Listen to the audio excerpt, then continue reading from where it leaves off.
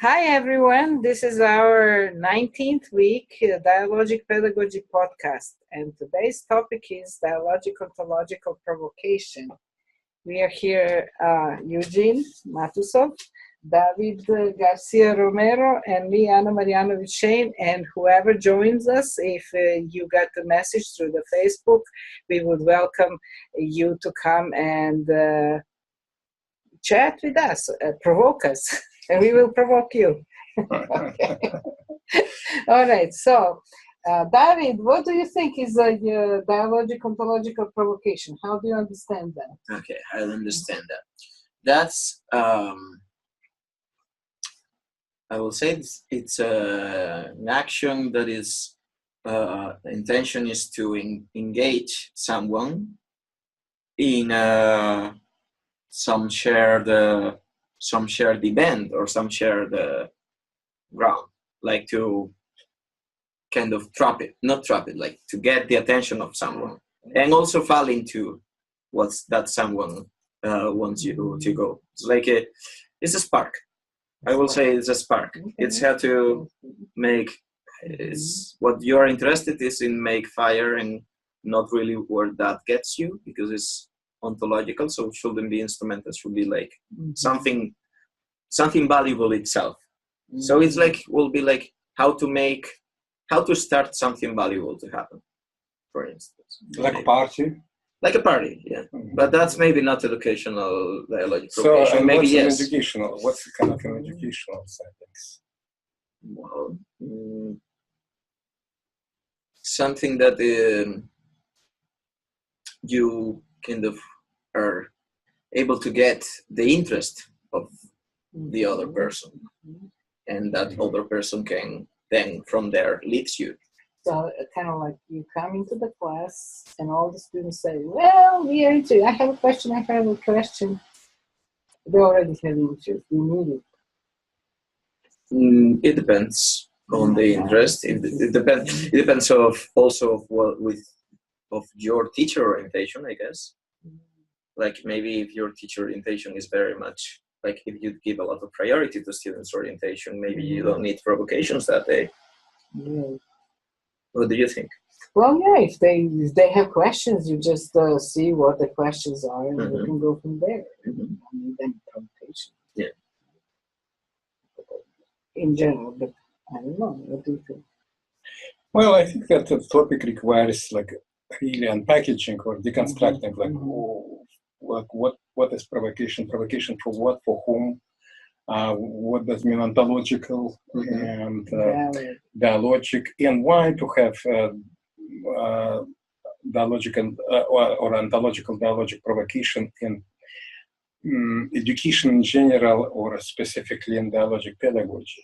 It's kind of different things. And it's true that the question, first of all, about conditions of the provocation for what has to be provoked. And one answer that for that can be that, well, you're trying to provoke dialogue and critical dialogue if you're within critical dialogic pedagogy. And why is that kind of needed to be provoked? Because you sometimes in many situations you don't need to provoke that. Like, for example, back to the Plato dialogue of Meno. In this case, Meno came to Socrates, yes, with the question, the origin of the virtue. It cannot be taught, or is it innate, or something else. In this case, there is no need for dialogic provocation, because it's already students have a question in mind, right? Inquiry, tension, whatever. But so when it's not there, that maybe it's dialogic provocation needed. And since many of us operate in the conventional institutions when classes are mandatory, and the mandatory, even the students sign up for them, they have to come. It's not like you say, well, maybe not. And it's legitimate. Usually it's not legitimate. And even if they want to come, in many ways they come expecting that something will happen. They're not coming from their urgent inquiry, like Mano case had. And so in this case, the kind of dialogic provocation can be needed. So in a way, dialogic provocation in this case, if we make it narrow, is the purpose of that to induce inquiry or question or tension in the students. And of course, the questions become what kind of inquiry questions, whatever. And it should be ontological. And ontological, of course, means that it's related to the student's life. And but that can be understood at least in two ways. One thing, the life can be understood, student's life understood as pre-existing, the life pre-existing of the encounter. Or something can be emergent, life here and now, like the people might be not interested about that initially, but they become interested in that. Like in case of Mano, of course, Mano came with the pre-existing inquiry. That was important for Mano. But it's possible also to generate this inquiry. And why is it dialogic? Or what does it mean dialogic in this case? Is that, again, that it's embedded, has to be embedded in dialogue, because in a way, provocation, if you think about that, initially generate opinion in the students. And even before this opinion, like it's kind of proto-opinion. Like, for example, in some of our classes, I'm asking students to vote on some issues. Okay, can you give us, before vote, some examples of dialogic provocation in your classes? And I have in mind one, but I would like you to tell it. It's usually you, at the beginning of the class, not usually, but sometimes you ask students, like, what would their reaction be if they came to to watch the movies with their friends, and suddenly on the door it says... That's not what, you're not getting it right completely. Okay, exactly. That's, please, you say. No, it's not like I'm saying that, because it's not that. It's you're remembering something, but not what it's important. But it's part of that, but absolutely, and it's not sometimes happen. The part is not that. It's not about whether or not they're... You're asking them why are they in the class? No, I'm not asking them. I don't remember well, sorry. Yeah, you don't remember well. First of all, what's the problem was? The problem was that I noticed, this is, if you're talking about that example, it's rather a complex example, because it started with my observation on interesting thing that the class was about for the teachers, and this is like pre-service teachers, which in the United States means that many of them never had teaching experience, and they're going to be teachers. So in the class, I wanted to kind of students engaged in the kind of philosophical aspects of the values. And one when I was doing, which is, it's not kind of my way of doing that, and that's in a way also was provocation, but in my view, very unsuccessful provocation, which was, and very ontological, but unsuccessful provocation, and not very dialogic, actually. Ontological, unsuccessful, non-dialogic provocation, which is, again, that's not my invention. I ask my students to kind of remember their both kind of happy experiences and unhappy experiences in the school. Either once they experience themselves or observed with their peers that involve teachers. And so they did, and we kind of discuss like what it makes successful, what it makes unsuccessful. And then later I provided with them some problematic situation with their future students, and asked them what they will do. And to my big surprise, and this is my medium surprise. My big surprise will be coming. My medium surprise, the students were providing exactly approach of their negative experiences, how teachers acted in their negative experience. And for me, what was strange that they couldn't see any contradiction. Even I reminded them, listen, guys, that this is like, look, when we talk about successful teaching, right? And in your experiences, that's not look like what you're doing right now. And you're doing exactly what you dislike and hate it in many ways, what the teachers did. And that's exactly what you're planning to do with your students. And they look for me with big surprise because they don't see any contradiction in that. And we were going back and forward, and I couldn't understand what it's about until, it probably might last even several years before I could actually figure out, what it's about. And then I suddenly turn table around and start thinking, instead of thinking why my students see discontinuity, I was thinking, what continues in their experiences as students and their coming experience or expected experiences as teachers. And I realized that what's in common is that survival. Like before, they were trying to survive as students, and now they're going to survive as teachers. That's why it's not much contradictory for them to suffer from some teachers and then trying to do exactly what these teachers did, because that was then as survival. This is now survival. And I understand in order to challenge kind of this, I need to remove them from survival mode to something else. By the way, it's okay. So one part of that, there are many aspects of that. I'm not going to go to them because we're talking provocation. I decided to kind of provoke them to shift from the survival mode. And the provocation was like that. So I asked them, and in this case, it was a dialogic provocation, it was ontological provocation, and I would say successful provocation. So I asked them, I gave them index card, remember, it's like small piece of paper, and asked them to write in one word or two and make pictures, sometimes because they did pictures. A response to the following thing. The class is cancelled. They come to the class, and on the door of the classroom, it's written the class is cancelled. What will be your response to that? And ask them not to write their names, just that. And then I collect them and ask one student to read that with intended intonation.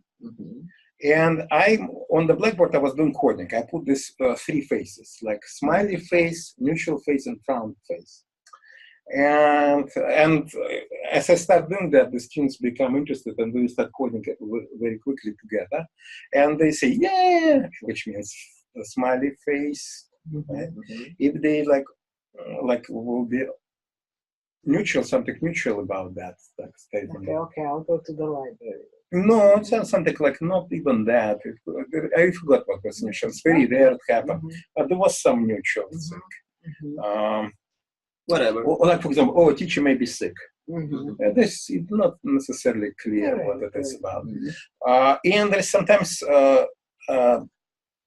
very rarely it can happen, that's unhappy things, like bam, or something like that. Sorry, just too bad, or something like that. And so we did that, and the majority of the faces were smiley faces, right? So I was asking them, what is it? And for them, nothing surprising, everything is fine. And then I asked them, like, wait a minute, guys, like, sounds like you are, like, I don't understand this at you. You are unhappy about, you don't like schooling, but you want to be teachers. Like, and are you kind of sadist? You want other people to suffer, like to make them suffer? Like you suffered yourself, you didn't like that, but you like to suffer, make it suffer others. And this is where they actually were disagreeing with me. They say, no, it's not. This is what it's interesting. You remember about least important thing, which is about movies. Because that's usually they ask me, oh, no. We are not disliking schools, nothing. You're reading wrong that. It's we're just happy to do something else. And this is what I said, okay, let's test this idea. You're coming to the movies come with your friends, movies cancel, they say, yeah, I can go to sleep. Or, yeah, I can go to parties. And they say, no, that's not true. I said, so why is it different? What's different between going to movie and going to? And they start again thinking, and I said, do you want to be a teacher like that when you got sick and there is no substitute? Your students were extremely happy that you're sick. And they say, no. I said, what kind of teachers you want to be? And this is how conversations start. And that's the ontological dialogue. Yeah, and very emergent, I will say. And I said, is it possible? Is it always possible or not? Is it depending on like how that's possible that the students will be upset actually when the class is Now I'm thinking, well, I might be going a little bit out. Oh, sure. Because there's a difference that you make between emergent ontological and familiar ontological, we can say, or pre-existing ontological. It's like it's very difficult to differentiate one from other, actually, because it emerges from sometimes from some previous spark. Like from now, you could say it's pretty emergent what you have done, but you are working through previous experiences on schooling. So yeah, that's true, but it's not important. That was not ontological. For them, it was kind of assignment. That kind of things. No, it's become the real kind of the ontology came with what kind of teacher they want to be, and that question they didn't have because it's not about what kind of teacher you want to be. It's how to survive. And anxieties that they had before. They thought education, for many of them, of course not all, but education to become a teacher is how to address their anxiety, how to prepare them for the situations that they feel dangerous for them. Like, what if I don't know what the students ask me and I don't know? What if they misbehave? What if I'm out of control? How to manage problems. It's everything about managing problems, yes. Or managing problems, or students, or this and that. Or how to make sure that you are not in trouble with administration, or how to deal with the parents. Everything about survival, and this is, it's not the question about like what kind of teacher, like, oh, that's what's the question about like to ask? It's I will do what's required, but how to do it well, how to require, that's become was a previously important ontological question for them. And this is transformation of ontology over there, that suddenly this issue of what kind of teacher you want to be, what's possible, is it possible? And so what the limitations of that, and so what that become actually what's available even in terms of what type of teacher I want to be. That all become new for them. But now I'm thinking, okay, so how do you do that? Because I will say it's difficult to really get to provoke people sometimes. And I'm thinking like, is your expectation for dialogue as a teacher what makes it really provocative, really ontological provocative? Because you are addressing them. You want to. It's not about the thing, not about the it. It's about what they think. Yeah, you really. I think this really makes a difference because other ways you are just putting subjects over the table, which is not the same. You're not thinking like what is the it, but you're thinking like what is what David? Did you think? I really want to find out what David thinks about it, or what David thinks. But they think this expectation of dialogue from the provocator points of view makes a big difference between putting subjects over the table and making a provocation. Because in this making a provocation, is addressing people. It's addressing people. Yeah, let me give you some interesting other example of what exactly we're talking about. Because initially, what you think, people might not even think about that, or their thinking it's not very ontological, and it's getting that. Let me give. This is end of the semester, and this semester I was teaching graduate class with quite a few of the students who I had before several times, so I didn't do that. But in some other classes, especially in the graduate classes, when I usually have students whom I see for the first time, or they see me first time. And at the end of the semester, we're having a party, if you know, with people bring food. And one of the, almost like hanging question, organizational question. So the students come, bring food, and I bring some food, some drinks, right? They're on the table, usually in the class, some table. And the hanging question is, when we're going to eat it? So, and I make this question, hanging questions, is ontological provocation for future teachers. Because I ask, like, what should we eat? Should we eat before the class, during the class, or after, when the class is over? And, or any other options. There could be some options. So, and the students sometimes, some critical students can have some other options. And we vote. And when the student, and options, voting options doesn't matter, I don't care, stuff like that. So they vote on that. And in my view, for them, that's kind of interesting question, but they don't have, many of them don't have any opinion about that. But somehow they start gravitating to one or another opinion, including I don't know also. And so after they vote, I ask them, especially starting with minority votes, justification for that. And some students don't know justification, but some do. And some bring in these justifications. And so we were moving and moving and moving. So there's justification for one option, justification for another option. And this has become very interesting because for the students, they develop opinion because they are moving from intuitive sense of something to their opinion. And their opinion, who either they can articulate or someone else can articulate for them, who voted on the same way. And they develop opinion, but then they see another opinion, and that's which usually surprise. My students tell, I don't know how in other places, but my students usually tell that they're very surprised that some of their peers have different opinion, because their opinion feels very natural to them. It's like, of course, any reason. Like, how could anybody think anything else? How can we eat later? I am hungry now. Or vice versa, like how you would do the disruption. It's a better thing to first have a class, and then celebrate focus. Yes. Or it will be a prize for good behavior. That's the best. Right. And they provided some good reasons for that. So then it becomes, and you know that, again, my students, on many things that we're discussing, it's one of the surprising things. And I know that it's surprising for them because they write about exit reflections at the end of on the index cards or on the internet. What surprised me that other people think differently. And when they hear the rationale and strangely makes sense, they that's kind of not unnatural opinion has some interesting rationale behind that. And this has become an invitation to explore that, to become dialogic, to dialogize that, which start testing these opinions. Right. Like, do I really like that? Or is it a trap for me? It's just first came to my mind. And actually, I might not like that opinion. I like something else opinion. Or I might like opinion, but it's under uncertain conditions.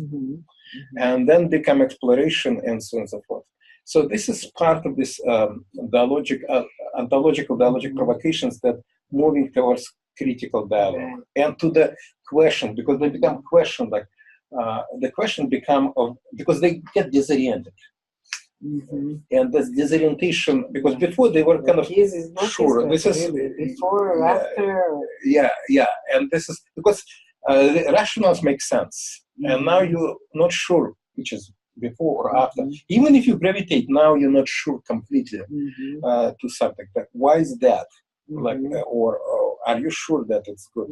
Or is it always? And maybe there is something one better in something. And as soon as this tension emerges, of disorientation tension emerges, in my view, this is where education starts. So in a way, in many ways, dialogic or ontological dialogic provocation is preparation for education when students are not ready for education yet. And being ready for education, in my view, is when they have some tension, which may be articulated as a question or even inquiry, which is next even step, or may not. It's just like a sense of disorientation. And that disorientation is means that they're kind of in the education moment. Mm-hmm. Well, education moment, when you think about it, when you say, I really don't know, I just need to find out. Mm-hmm. Now I'm thinking that it's somehow difficult in in common classroom environment to get provoked or to feel legitimate to get provoked. Somehow it's not, you're not supposed to go out of the topic and you're not supposed to get addressed like that. Sometimes, because I'm thinking if this is a possibility that sometimes it's difficult to make provocations because students just feel it's not what they are supposed to do in this in the class environment. Can that be? Yeah, well, in my view, it's not so much class environment, but general culture, because students are not supposed to have their opinion.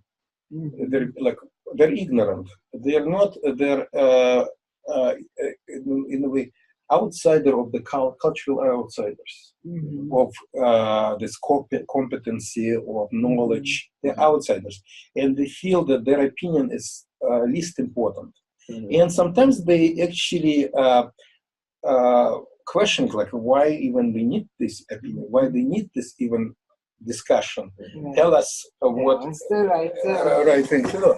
And which is I always address because I feel it's very important to address in the first class, like why we have so many discussions. And I tell them that, they can read themselves. They don't need to come to class even. They can find themselves, or they can come to me. What, let's say, so-called field thinks about that. But when they will becoming practitioners, either research practitioners, we're talking about graduate classes, or teaching practitioners, what's most important is not what the field thinks, but what they feel. And the situation will be very different from what is discussed.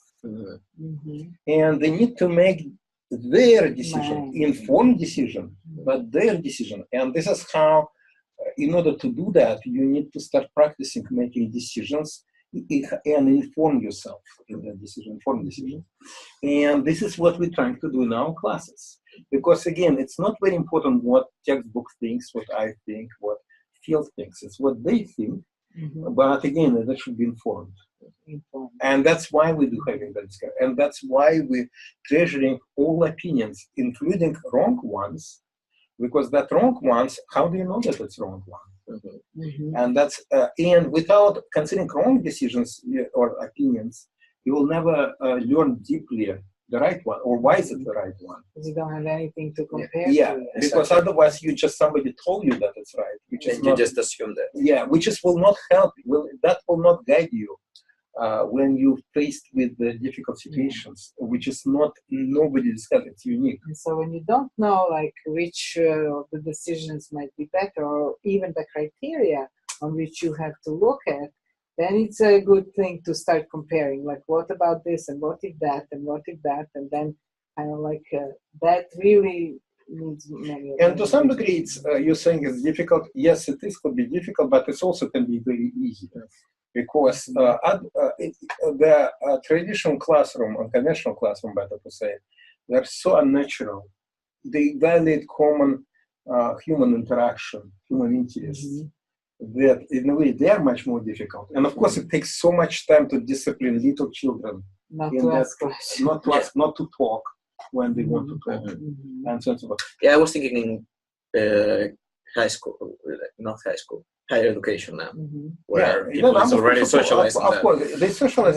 And sometimes I had difficult classes when students, another things what make it really difficult in my view is that the students are afraid, not so much even me, but for me as well, but their peers, in the same, they're afraid to say something wrong. Say something stupid, they will say something stupid. likely. Yes, but something also, embarrassing.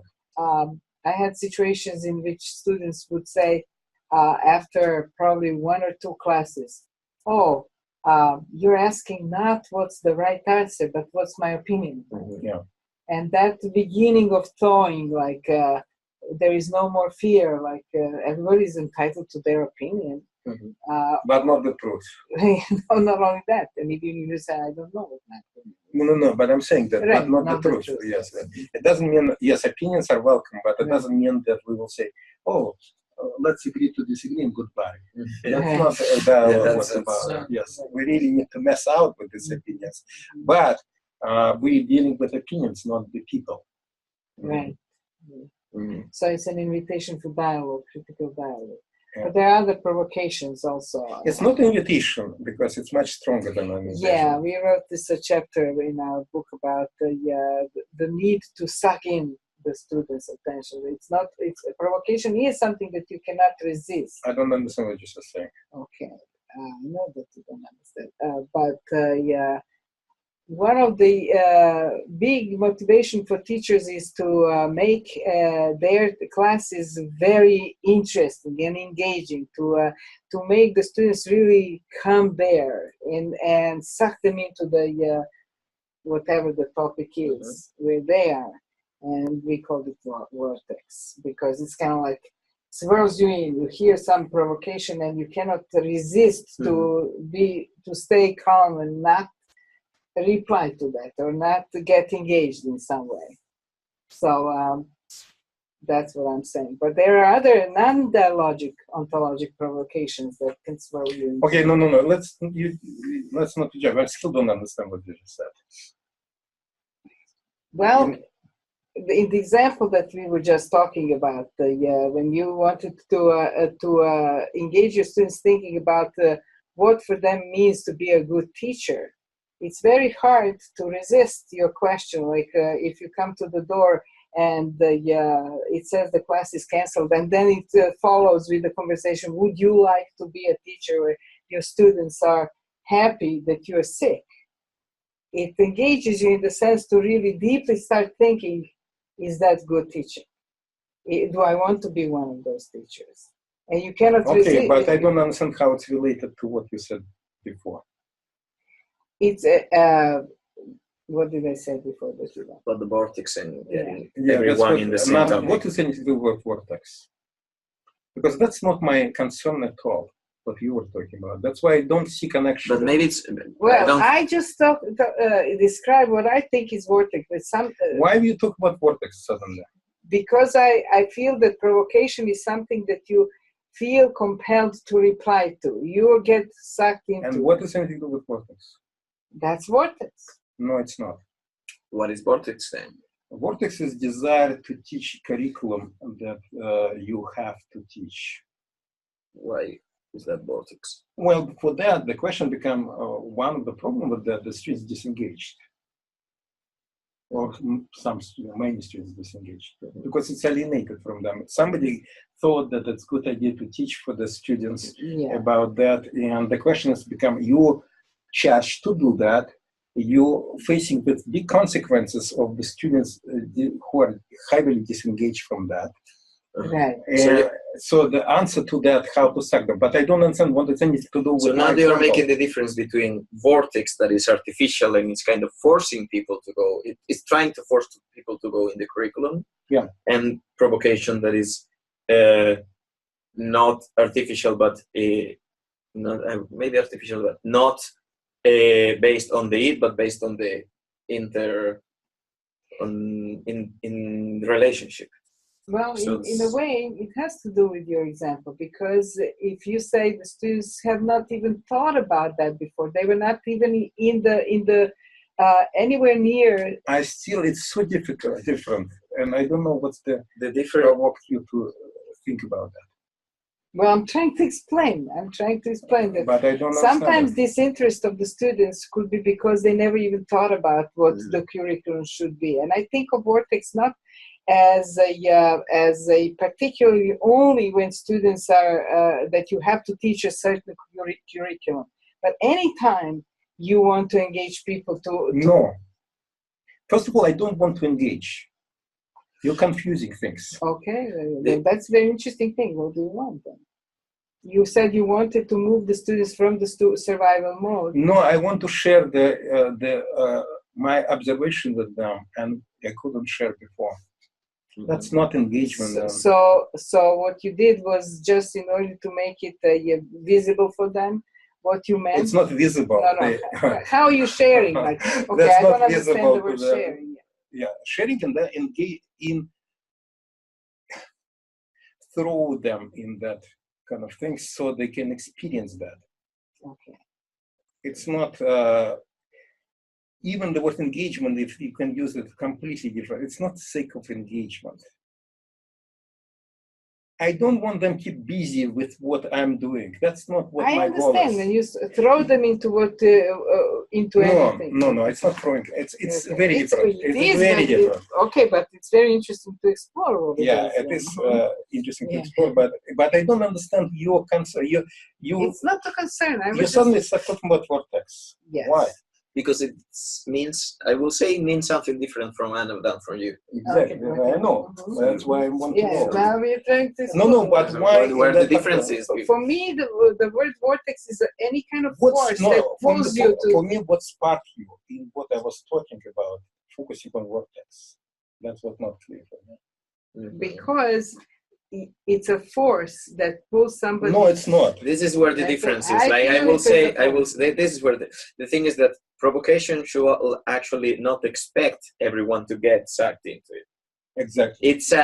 Provocation is not about what I want you to do. It's what I want to tell you, which is and well, not exactly telling. It's like what I'm interested from you, but it's like actually I will say it's very dangerous to try to get people stuck on something, because then provocation turns into forcing people to get in the topic. Exactly, and you shouldn't desire that. You change from provocation to something else, and I don't understand how you jump to that. Because of the effect that everyone got involved on that. First of all, it's not necessarily everyone. Exactly, but from the example, since we cannot see the example from the story, we kind of watch. We imagine all the class involved. I see where the difference is. I think. Because I think that you think of vortex pulling people toward what you want them to teach, to know whatever, whether they like it or not. Yeah. And provocation is to create circumstances for people to reveal what they are thinking about. No, it's actually, provocation is about like want to know what other people think. It's a very simple thing. Exactly. Want to know what other people think. It means to reveal what they think. No. What's the difference? The difference is you're interested like in people. Yes. And not revealing in people. Okay. Yeah. Okay. Why revealing? Because it's a shifting to it rather than to. Why is revealing a shifting to it? I feel and not what they think is shifted to it. I feel it like because it's what I hear from you is constant exploitation of engagement, exploitation now we talk about engagement. Now you're shifting intellectual exploitation, what they reveal. It's to me, they don't reveal anything about themselves. It's just like, what's interesting, how they will reply to that. In this case, it's interesting, like how, what they take out of that. And that's for me, what this is, it's not reveal. It's different, and I don't understand because you're constantly shifting to how to exploit. How to engage all of them, and to make sure they're coming like this, and I want them to grab. That's not what it is about.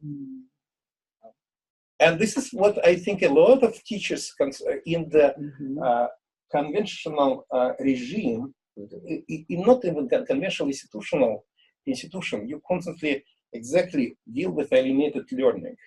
And this is kind of remedy for that. And I think it's very dangerous thing. It's not remedy for anything. No, I didn't think of it like that.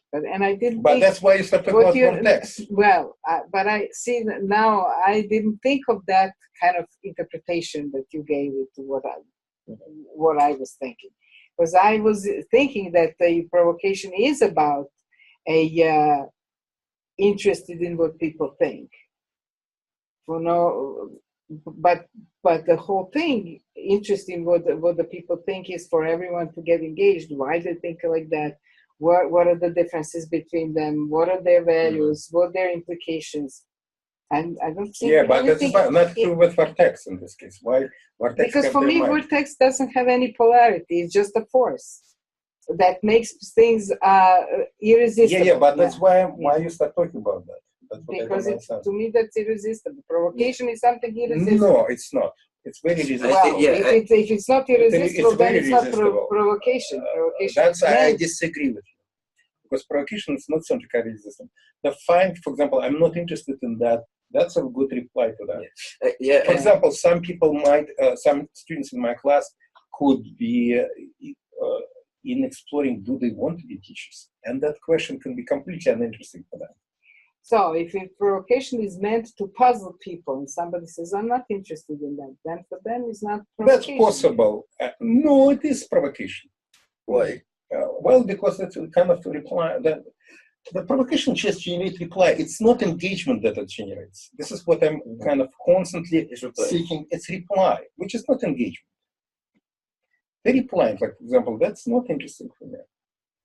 So I think actually I was... And this is fine. I'm disengaged from that. And the question becomes, for them, interesting question could be, like, why I'm disengaged from that?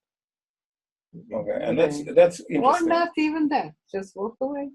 It's boring. I think, I will say that not participation has to be there in provocation. It's like otherwise can be very problematic.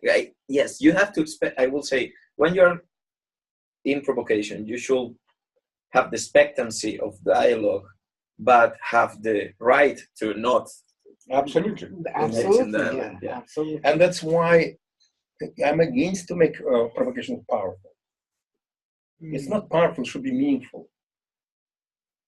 What does it mean, a powerful provocation? To sucking that, what this is exploiting the provocation, to make sure that all students are in. And that's kind of like hooking the students in whatever you're teaching about. This is like progressive things, which is... Yes. But I didn't see as soon as you're shifting on it, it's not about engagement. It's about reply. It's about dialogue. It's about interest in other people, what they think about that, and not about engagement. And unfortunately, some of my colleagues and practitioners are interested in engagement because it's kind of defensive teaching. They want to make sure that the students are engaged. And engagement for them is the most important thing. Best defense is a good attack, in that sense. Yeah, it's like, there was a very good presentation 20 years ago in ARA, American Education Research Association, about science teachers.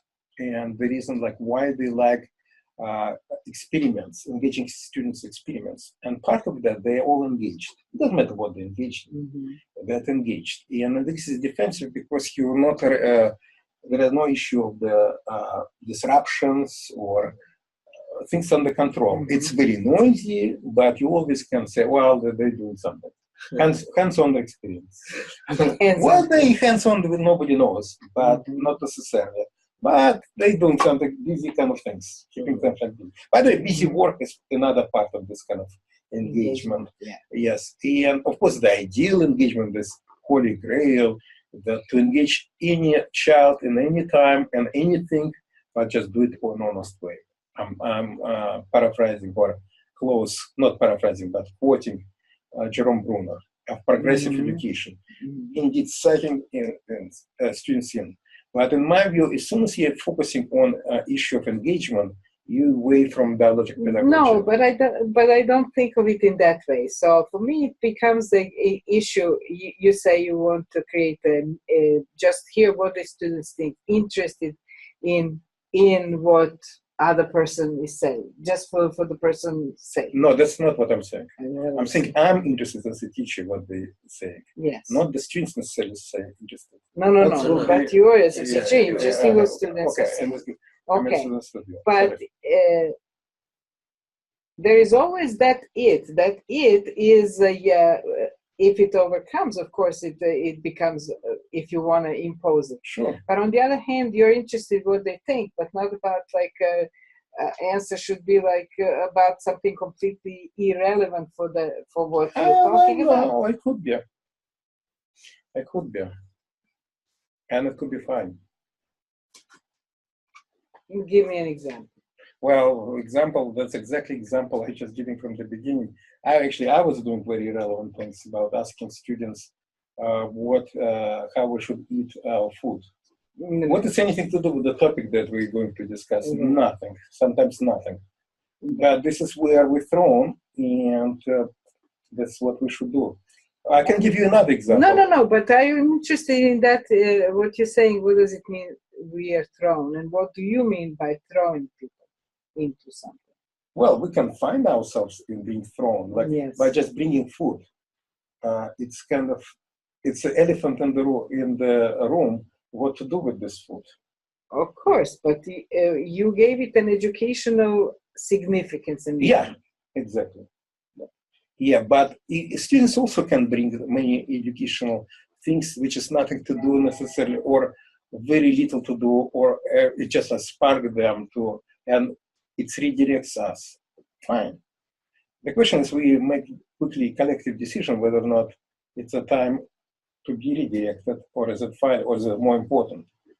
And how to make that decision, that's another interesting story. Right. But you're engaged in every class. Of course, we don't have to have education like that organized, but as soon as it is, you're about, the whole situation is about some topics, about some things. Yes. Yeah. And of course, people can bring things that look like irrelevant, but don't look like they're irrelevant. Or irrelevant. If they stay irrelevant, then it's kind of like a side talk. Then we're shifting. Yes. No, it's not side talk. We're shifting to something else. Why is it side talk? Or we could shift or not shift, but that's okay. But on the other hand, if you're asking a question, you're expecting an answer to that question. No, I'm not. This is what not. I'm not expecting. I'm expecting what I want to expect is to event something important. Things happen. Right. Whether or not on this topic or something else, it doesn't matter for me. But it sounds kind of strange if you're asking a question and you're not expecting an answer to that question. You're expecting that other things can happen too. But somehow, why to make a question if you're not expecting an answer to that question? The thing is, it's not, of course, on the low level, I expect that, of course, but if it's not happening, it's fine. Yeah, but they are different things. No, which means I'm expecting on the big scale, I'm expecting something else. Yeah, you're just expecting something to happen. Yeah. Exactly. Yes, but at the same time, I don't think you can get rid of the meaning of the question. I'm not getting rid of it. But the meaning is not in my question, but in the reply of the students. And if this reply not happen, let it be. Yes. That's the reply. Yes, but I say it's not exactly the same to expect many things from that question. I'm not not expecting many things, but to open the expectation, that not to have an expectation. You do have an expectation for the answer to the question, because otherwise, why to make that question at all? Well, because I want to hear what they say. That's my expectation. You want to hear what they say about that. So why that question and not others? No. And you still don't understand. That's a kind of low-level expectation. Okay. Yes, that's low level. Of course it is. Of course, I think, for example, my expectation that it will be relevant for the students, but it might not. And so, in a way, I'm not on interrogation things. I'm not to find out what this answer they will provide answer for that question, because that may be not good question in the first place, which is fine. Right. But on the other hand, you are trying to introduce my question. There is another thing. My question is absolutely not important. What's important is students' questions, not my questions. That's true, but your question as a provocation is to make them ask questions about the same issues that you want to talk about. No, that's not necessarily. They can of course they can diverge. No, it's not diverge. They can find something completely different than that. That's true. And this huge discovery. I can give examples of that. I was teaching about students choose the topic, of course. And my classes, students choose the topics. So the topics was about celebrating religious holidays in public schools in the United States. Mm-hmm. And so the students, when we start discussing, I start understanding that the most interesting for them, which is I didn't expect that, was about fairness.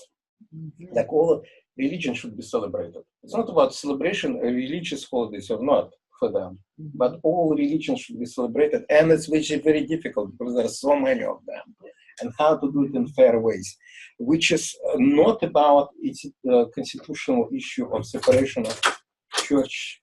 Hi, how are we you? have a new person coming into our Zoom podcast. Okay, You wanna sit? Join us. Okay. Somehow. Okay. This is going to be a little bit hard, but that's okay. No, it is possible. Well, careful with my computer, please. Yeah, because dissertation, not because of computer. No, because of this station, of course. Yeah. Because of computer. Just comes and go. Dissertation remains. Okay, join us. This is Brian. Hello. Yeah. Brian. So I have Brian Campbell. I have an expectation about an example about this non-expectation provocation that my friend that I have been visiting here this weekend actually, he sometimes make a question. He has some recursive questions that are he found that get people to talk. So if we are just maybe some friends together, he will ask.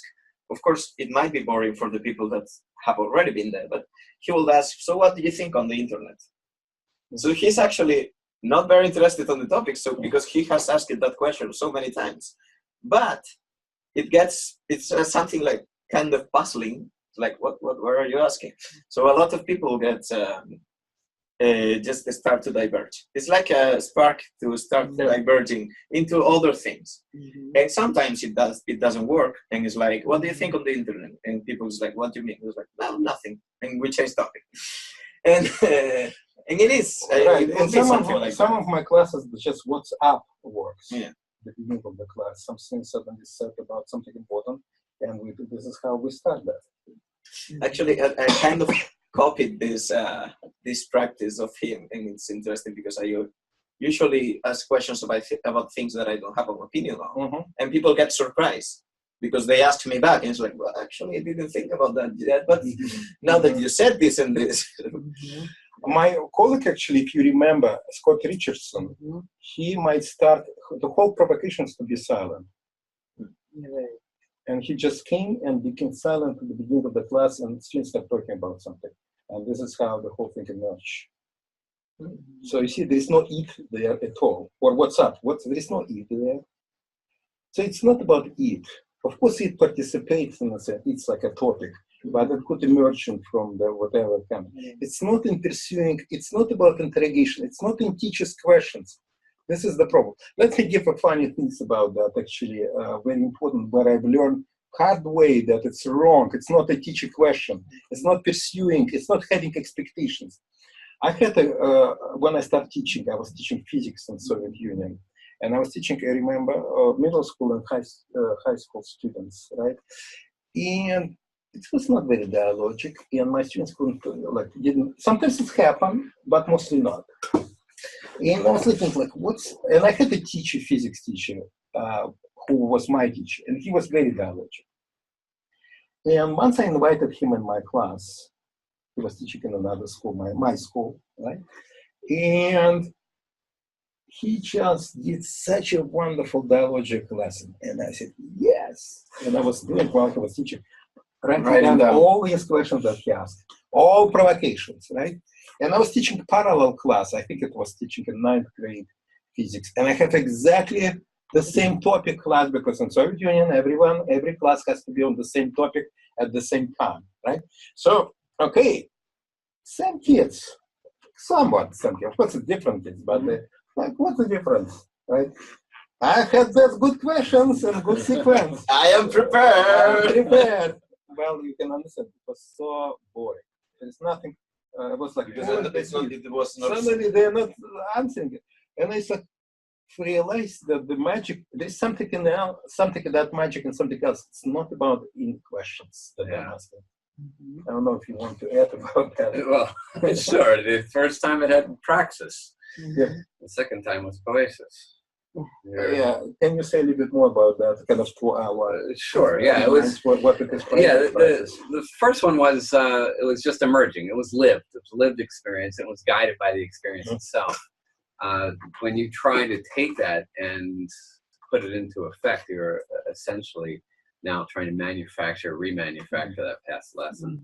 So it was no longer guided by the students who were present. It was now something that was orchestrated by you and guided by something that pre-existed, and also the end goal was predetermined as well.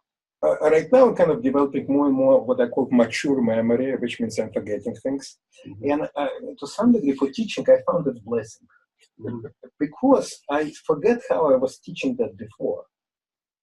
And actually, it makes my teaching refreshed. Because I don't remember what questions I asked previously, what provocations I used. I came there, and like, for example, in our class, all this provocation was very different than I did in previous classes. And because I just don't remember. Some of them, actually, I can find them on internet because they are there, but I'm lazy. And I was like, okay. My first intention actually to find them, and then start thinking, and I came with some interesting, very contextual idea, like what we were doing something before, or something like Scott gives me sometimes ideas, or so you, like, by the way, do you remember that we were walk to drink coffee about this video about that child? Yeah. You gave me this idea just before the class starts, and I was trying to find the last moment, and I couldn't find like what provocation. I was like, wow, that's great. Yeah. Well, let's use that. That girl that's... And I'm not sure that it will work next time. So next time will be something else.